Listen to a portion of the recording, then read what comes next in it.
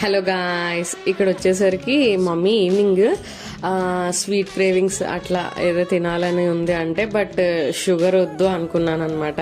So బెల్లంతో చేస్తానని సేమియా విత్ బెల్లం అనమాట, పాయసం బెల్లంతో చాలా బాగుందండి. నేనైతే ఇదే ఫస్ట్ టైం తింటున్నాను అనమాట ఈ రెసిపీ. అంటే మనం డైట్లో ఉన్నాం అనుకున్నాం, ఇంకా షుగర్ వద్దు అనుకుంటే ఇట్లా బెల్లం వేయండి. ఏం లేదు, ఫస్ట్ హాట్ వాటర్ బాయిల్ చేసేయండి.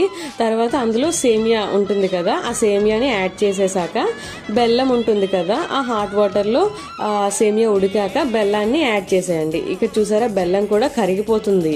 కరిగిపోయాక ఇంకా స్టవ్ ఆఫ్ చేసేయండి. స్టవ్ ఆఫ్ చేసేసాక కొద్దిసేపు పక్కన పెట్టేసేయండి. తర్వాత ఇంకా మరిగించిన పాలు ఎంత కావాలంటే అంత ఇంకా అందులో యాడ్ చేసేయండి. బాగుంటుంది, టేస్ట్ మాత్రం చాలా బాగుంది. డయాబెటీస్ ఉన్న వాళ్ళు, ఇంకా షుగర్ తక్కువగా తిందాం అనుకునే వాళ్ళు ట్రై చేయండి. రెసిపీ అయితే చాలా బాగుందండి. ఇంకా ఈవినింగ్ అయిపోయింది, మేడ పైన బట్టలు ఉన్నాయి. మంచు అయితే మామూలుగా పడట్లేదు. ఇంకా బట్టలను అయితే తీస్తున్నానండి. ఎన్ని మెమరీసో ఈ హౌస్తో తెలీదు. ఇప్పుడు చాలా అంటే డెవలప్ అయిందిలేండి. అప్పుడైతే స్ట్రీట్ లైట్ ఒక్కటే ఉండేది, తర్వాత ఇంకొద్దిగా దూరం వెళ్తే ఇంకో స్ట్రీట్ లైట్. బట్ ఇప్పుడు లైట్స్ చూసారా, ఫుల్ అండి, ఫుల్ లైట్స్ పెట్టేశారు. ఎంత బాగుందో తెలీదు, ఈ మధ్య పెట్టారు లైట్స్.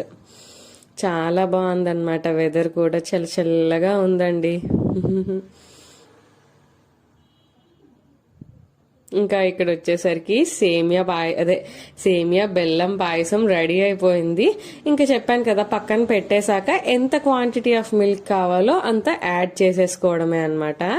ఇంకా కుదిరితే జీడిపప్పు, కిస్మిస్, ఏలక్కాయలు ఉంటాయి కదా, ఆ టేస్ట్ నచ్చిన వాళ్ళు అవి కూడా వేసుకుంటే చాలా బాగుంటుంది.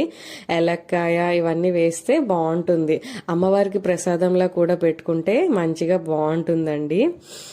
ఇంకా రెసిపీ కావాలంటే ట్రై చేసేయండి. అంతే ఈ వీడియో. బాయ్.